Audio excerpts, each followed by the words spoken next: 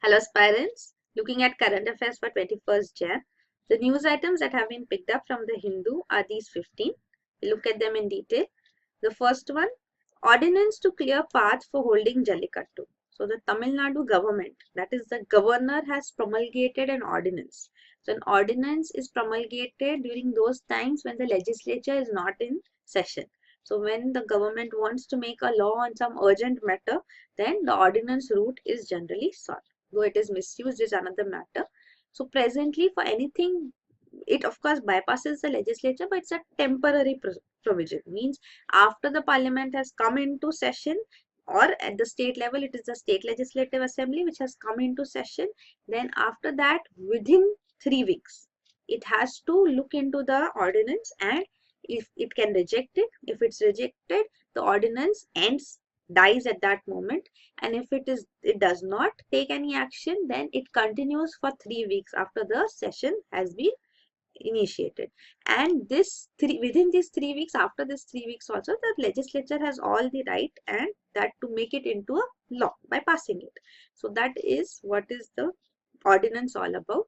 So two authorities, governor at state level and president at central level, are officially authorized to promulgate ordinances. It's basically the government in power which promulgates. So presently this is for Jallikattu.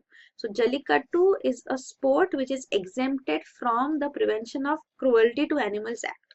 So this act has been amended to make provisions for allowing Jallikattu. So this is an act which is a subject falls under concurrent list. So in concurrent list, powers lie with both center and state. So both center and state men make laws, but if both have made laws, then the central law prevails. So provided the permission is taken from the center, till that time state law cannot prevail. So in this case also the state has taken permission. The central government's approval has come, and only then this amendment or this provision in the ordinance will have some effect. So Home Ministry has given its clearance to this ordinance which has been promulgated by the Tamil Nadu government. The next news item is Supreme Court agrees to centre's plea to delay Jallikattu verdict. So Jallikattu has been in news presently. So this verdict on Jallikattu is on the central government's notification in January 2016, a year ago, when it allowed Jallikattu on the ground. It means an exemption was made on Jallikattu through a notification. So this exemption was questioned, challenged before the Supreme Court, and Supreme Court is still to give its judgment on this. So this judgment, the central government is asking to delay this judgment, which is due presently. So they are saying that the passions are running high in Tamil Nadu. People have come on the streets protesting against ban on Jallikattu. They want Jallikattu, which represents, according to them, the culture and pride of Tamil land. So it should be upheld, and this ban on Jallikattu should be removed. So that is why, looking into the volatile situation in the state, the central government is asking the Supreme Court to delay the judgment. So this is unprecedented. Never ever anybody, any authority, the government asks Supreme Court to delay judgments. And the Supreme Court has also said okay, the bench said okay, that looking into the situation, the judgment would be delayed. The only thing which can happen, according to legal experts, is that judgments can be asked on an urgent basis, that the judgment could be made on fast track basis. So this is allowed, but asking to delay the judgment, this has no precedent. It's unprecedented, means this has never happened before. So this is regarding the case. The next news item is Attorney General seeks recall of verdict backing Lodha report. So Lodha panel, which has given its report on reforms in the BCCI, has been in news quite often. We are seeing the case being run in the Supreme Court, arguments put forth against the Lodha panel. In favor, means BCCI is fighting the case against implementing Lodha panel recommendation. So we are seeing resistance to implementing reforms. Presently, the government has come into the picture too. So the Attorney General, he's like the advocate to the central government. So the Attorney General of India has now filed a case, and this is appearing on the BCCI, in this BCCI Lodha committee report. dispute, the Attorney General is representing the PSUs like the railways, the armed forces, and other association of Indian universities. So they also have their cricket associations. You should remember on the Lodha panel report, it said one state, one association. So such bodies which have their separate associations. Railways has its separate cricket association. So that is not allowed under Lodha panel.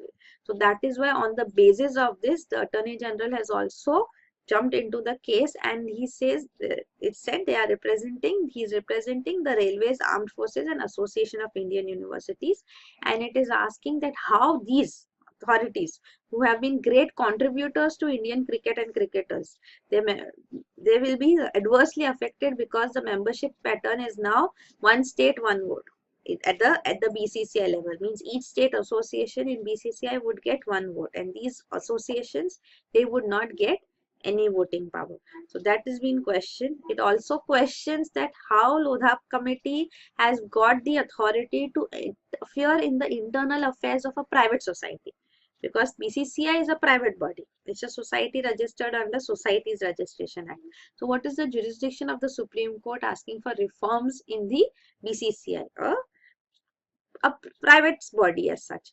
Then it is also questioning that the Lodha committee was actually set up. This is a fact, that it was actually set up to punish those guilty in IPL match fixing. So that judgment was pronounced, but after that, the Lodha committee took on itself to reform cricket as well. And then since then, it has been pressuring for reforms of BCCI. So even Attorney General is questioning this, that how the court has become a reformist body.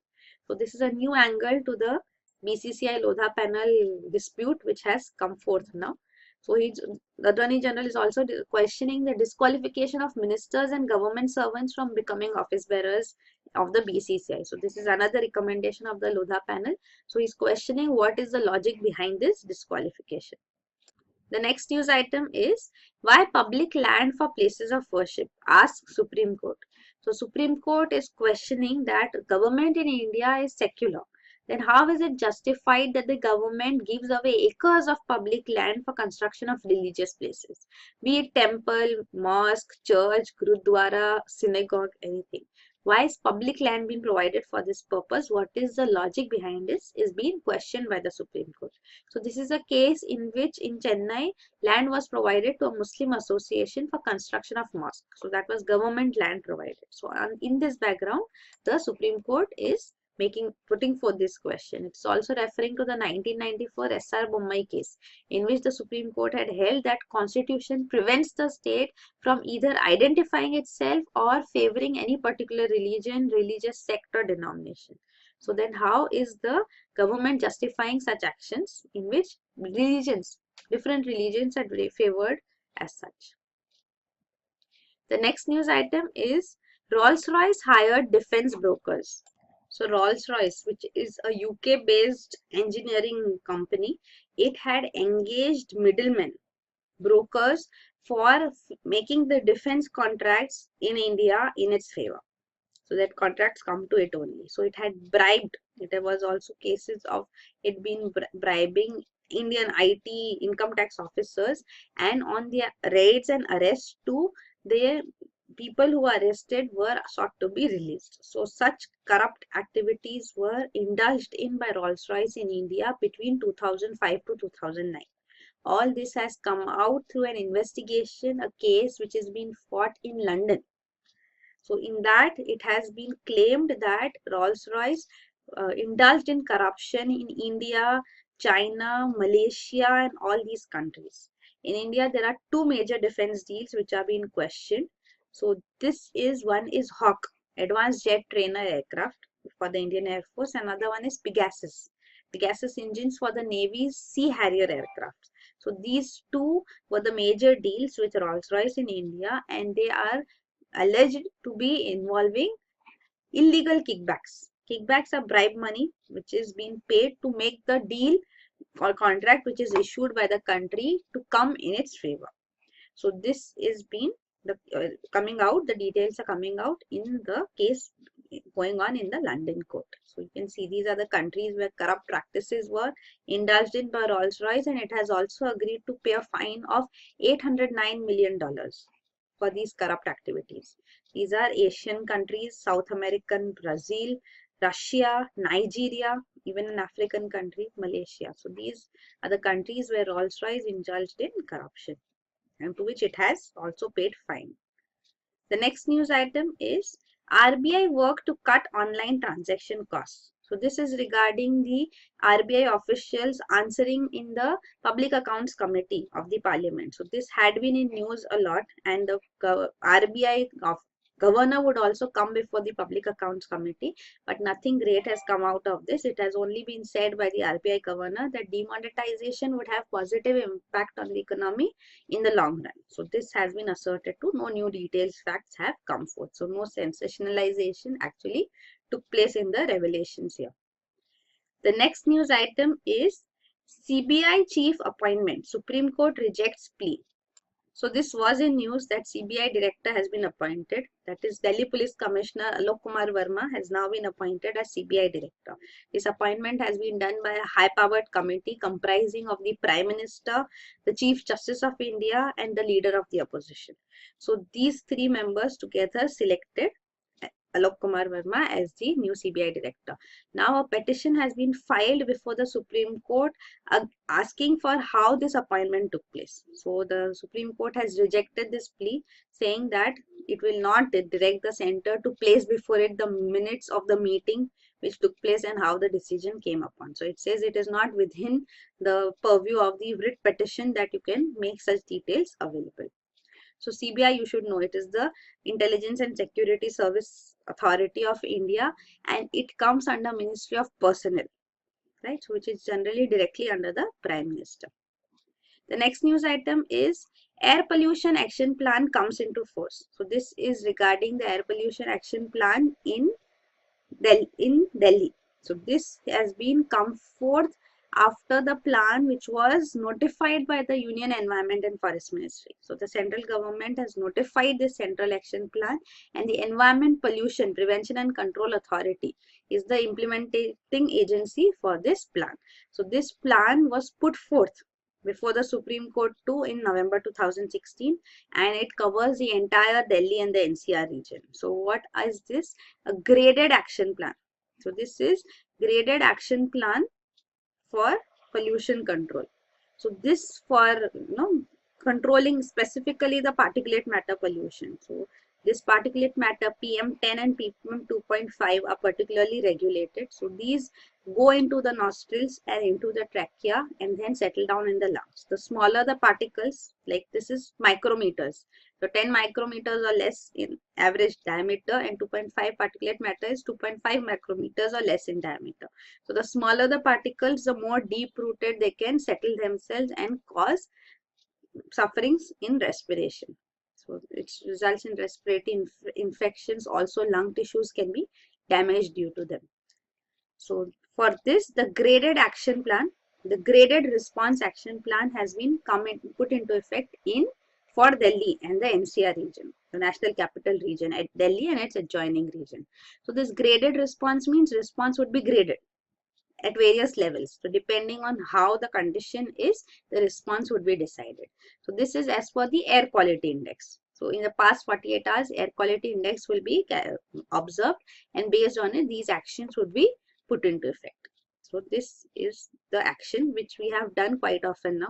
Stop entry of truck traffic into Delhi, except essential commodities, stop construction activities, introduce odd even scheme for private vehicles, close brick kilns, stone crushers, Badarpur power plant should be shut down, public transport services should be intensified, differential rates should be used, then even the frequency of mechanized cleaning of roads and sprinkling of water should be undertaken, diesel generator sets should be stopped, parking fees should be increased 3 to 4 times.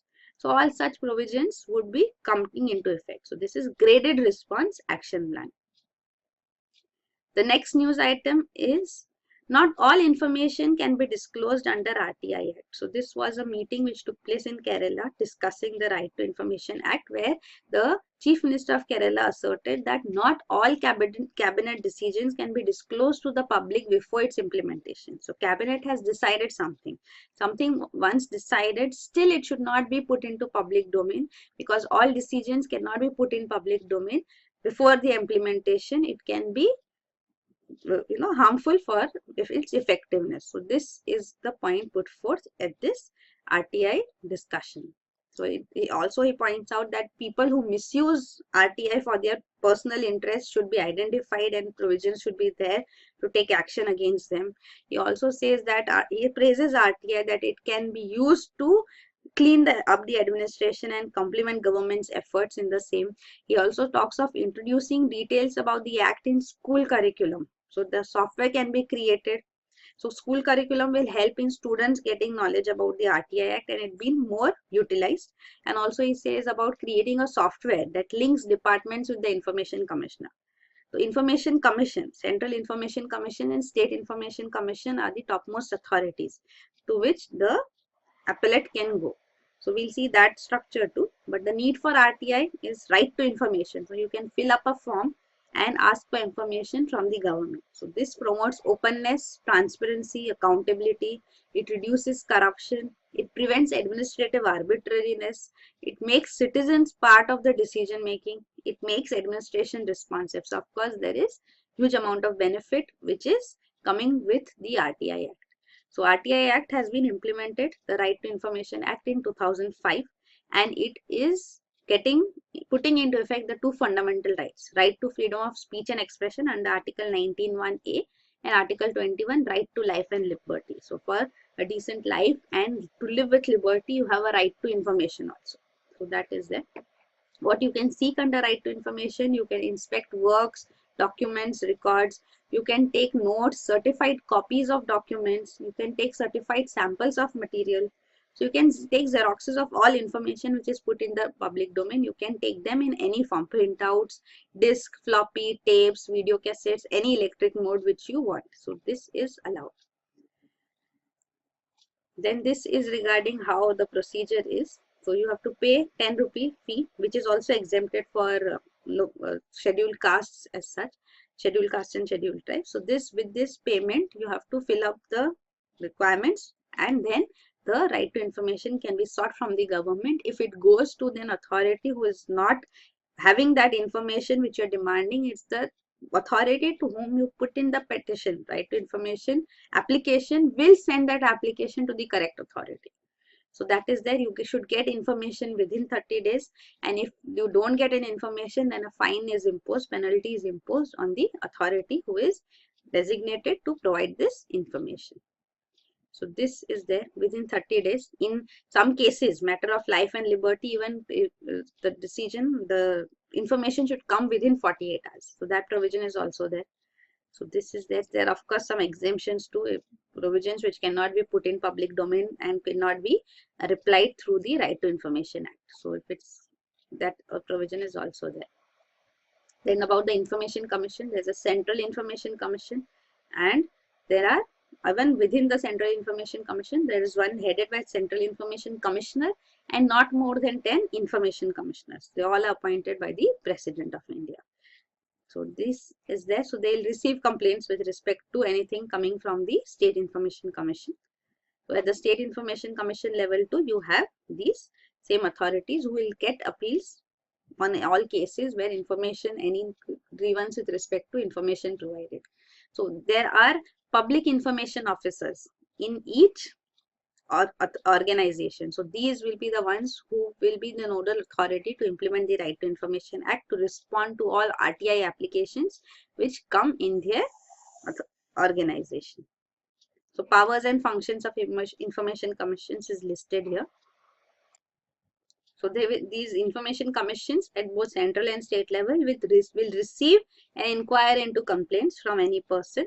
Then if they are satisfied that there are reasonable grounds to inquire into the matter, then an inquiry will be initiated. Also, while inquiring into any matter under this section, they have the powers of a civil court and they can try a suit under Code of Civil Procedure.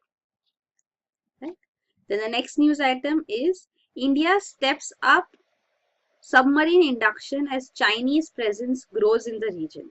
So Indian Navy is expected to induct 2 more Scorpion diesel electric submarines into service in 2017. The first one of there are 6 Scorpions for which we have signed a deal, Project 75, with DCNS, which is a French body authority, DCNS company, which is providing these Scorpion submarines. So they will be built locally with technology transfer. So it is at Mazgaon dockyards that it is being built. The first of the Scorpions is Calvary. So it has been put into trials and it will finish sea trials by May 2017. There it can be inducted. The second submarine is Khanderi, that has also launched into sea in Mumbai in Jan 2017. So this will also undergo sea trials. And the third Scorpion submarine is Vela. So this will be launched in around June 2017, or rather after the monsoons in 2017. So that would be late 2017. So these are the 3 first submarines, initial submarines, which have been named and are being worked on and are at various stages. So India has contracted 6 Scorpion submarines from DCNS of France to be built locally with technology transfer. So all 6 are expected to be inducted by 2020. So this is part of the Project 75 too. Plus there is P-8I, which is long range maritime patrol aircraft procured from the US. So this has also been a major force multiplier for the forces, and the aircraft will help in maritime patrolling. The Chinese subsurface movement, means submarine movement, has increased. So this has been asserted by army officials, and they say that the anti-piracy operations in the Gulf of Aden is the reason which is being provided by Chinese submarines. But then India is also alert on this matter. So this is regarding that. So we are also inducting our submarines on a much faster scale now. So here you can see Project 75. So this was for 6 Scorpion submarines to be delivered. So we have old diesel electric submarines now. So Scorpion submarines, which are electric submarines, diesel electric submarines, again they would be inducted into the armed forces. We already have developed the indigenously developed nuclear submarine, which is Arihant. So that has been inducted too. So this is there, plus these 6 Scorpion submarines will also be added into the force. Then there is Project 75I, Project 75 India, which will be an extension to this. When it will take 10 more years, so 6 stealth submarines will also be inducted. So this is also on agenda once Project 75 is completed. So this is regarding that. So this is regarding the new defense procurement policy. So Make in India initiative, under which the locally developing components should also be there in such projects.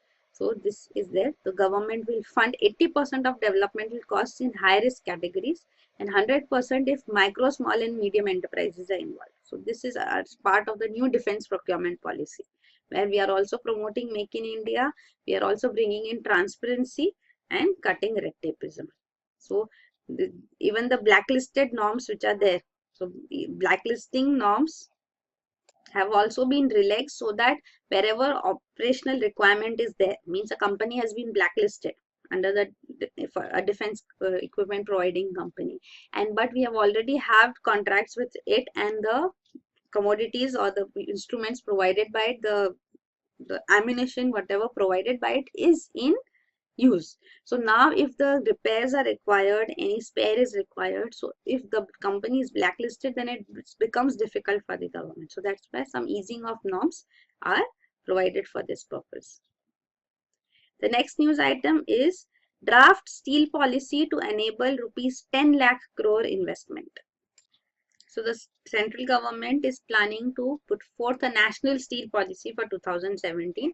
A draft has been put forth now. So it is also talking of establishing greenfield steel plants. We have discussed what is greenfield. Greenfield means doing something, establishing a factory, a company from scratch. an airport. That was we did in the terms in when we were discussing regional connectivity schemes. So greenfield and brownfield airport. So this is a greenfield steel plant, means a new, completely new steel plant would be set up. So this is being proposed in this draft policy that along India's coastline, such greenfield steel plants would be established to tap the imported raw material. So tap raw material like a coking coal is imported. So it comes in, so it near the coast. So this is how the coastline can be utilized. There is no much internal transit which is required. Plus also the steel produced can be easily exported. So that's why along the coastline this would be established. This also becomes important from geography, resources, distribution of resources and location of industries. That is a topic in your mains in geography. So from that perspective also this becomes important. So that India wants to increase its domestic steel production. It wants to double it, more than double it, to 300 million tons by 2030-31. Also new jobs would be created because of it, and it is finalizing even the vision of the draft policy. So that we'll come to know what is the basic finally decided provisions in this draft policy, but what is on the final policy, National Steel Policy 2017. But presently the draft policy gives you a hint. So the reduce the reliance on expensive import of coking coal is also proposed. So that, because one aspect is because presently coking coal is imported. So if it is imported, of course it's an additional cost.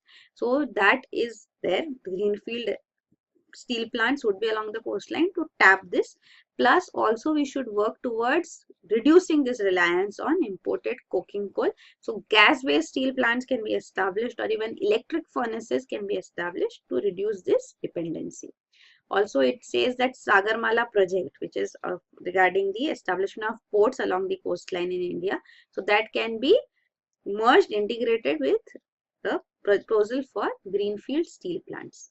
So importing scarce raw material and exporting steel products is the objective which the government is looking forward to. It's also talking of cluster based approach. So it will pursue that establish micro, small and medium enterprises, especially to ensure optimum land utilization, easy availability of raw material and economies of scale, so that the steel plants could be easily utilized and help in inclusive growth.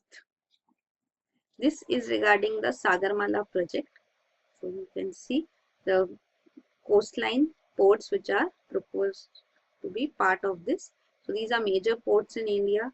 Then the circle ones are non-major ports. Industrial corridors are shown here. You can see. So these are the industrial corridors along the coastal region. Even petroleum, chemical investment regions are shown in circles. So taking advantage of these major ports in India, the steel plants can be established. The next news item is Center shifts disinvestment advice to new department. So it was Department of Investment and Public Asset Management, DIPAM, under the Ministry of Finance, who was to govern regarding disinvestment. So this role, that how to utilize the proceeds of disinvestment, was with DIPAM, has been transferred now to Department of Economic Affairs. So both are under Ministry of Finance, so there is nothing controversial here. So proceeds of disinvestment from public sector undertakings goes to National Investment Fund, which was established in around 2005. So this National Investment Fund has all the proceeds, but how to utilize these proceeds, this will now be decided by the Department of Economic Affairs. This is the body which is in charge of budget making too. So this National Investment Fund provisions can also be included under the same department to have efficient utilization of this fund. The next news item is China's GDP growth beats expectations. So China's economy grew faster than expected at 6.8% in the fourth quarter of the present year, and says that it is because of higher government spending and record bank lending. So bank lending has been high and government spending has also been high. So China's economy is growing at a faster rate than expected. But then with bank lending comes the risks. Financial risks are also there because of the explosive growth of debt. So China's debt to GDP ratio is 277% in 2016, which is quite high. So this increasing share of new credit being used to pay debt servicing costs. The debt servicing means paying the interest on debts. So this term debt servicing means this, paying interest on debt. So new debt is taken to pay interest on old debts. So this is a very vicious cycle which has to be avoided. So China's debt to GDP ratio has grown significantly. An increasing share of this is this. So that is why this is a grave concern. So China's central bank should tighten credit conditions in 2017 so that debt-laden companies are deleveraged, and because if continuously loans are taken, then they would never be able to repay them. So then even risks to Chinese economy in 2017 and also in 2018 have been pointed out, and that is that the capital outflows which may take place from China and China's financial system, which needs structural changes, which is under stress, are the major challenges. So US interest rate is increasing, so it may affect China's economic, capital outflows may happen. Capital in China, foreign capital would be fleeing. So that is one concern. And even the exports of China are coming down, and especially after US President Donald Trump has already pledged that he would bring in tough protectionist measures, means imports would be in USA would be discouraged. So China's exports would of course suffer then. And the next news item is astronomer studies habitable exoplanet. So this is an exoplanet in space, Wolf 1061c. So it has been found by an astronomer that this celestial body is habitable.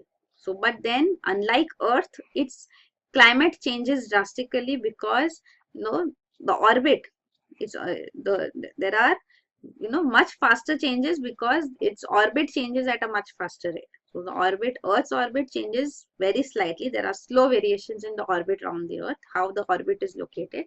But this Wolf 1061c's orbit is changing at a much faster rate.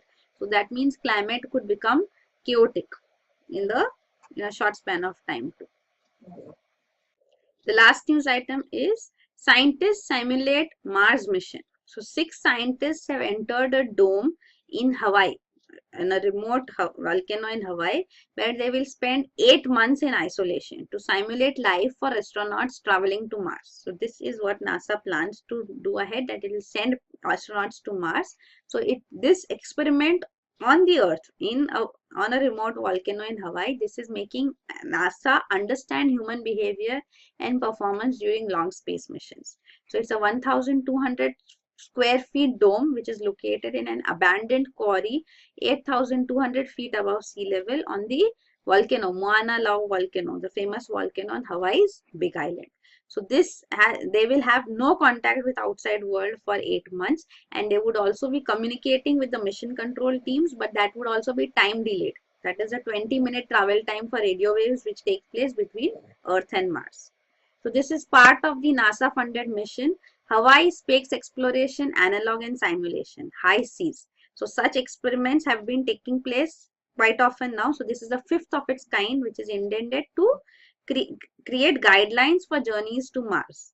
So journeys which would take place to Mars later under NASA's, by NASA, they would be better guided with the help of these experiments. So this is High Seas. So these are the news items. Thank you.